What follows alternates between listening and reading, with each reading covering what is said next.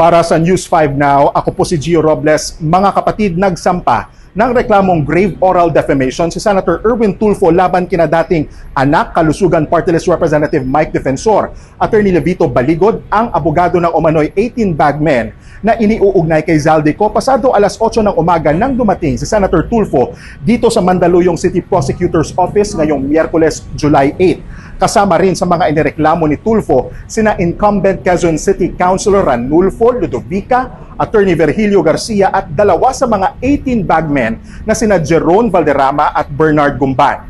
Nag-ugat ang reklamo sa mga paratang na ibinato umano ni na Defensor at Baligod sa isang anyay Pekeng Blue Ribbon Committee hearing noong June 16. Iginiit ni Tulfo na hindi siya tumanggap ng maleta o anumang kickback mula sa mga flood control project.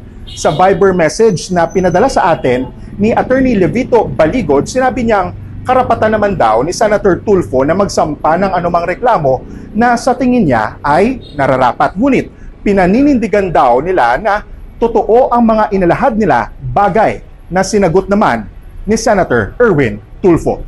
Alam nyo, the Viber, the Facebook, the social media is not the proper forum. It is the courts.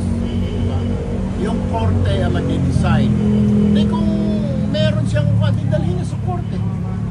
Hindi pumunta siya, pag pinatawag siya ng piskal, pag sa trial, lumutang siya, ilabas lahat nila yung dokumento nila, di ba?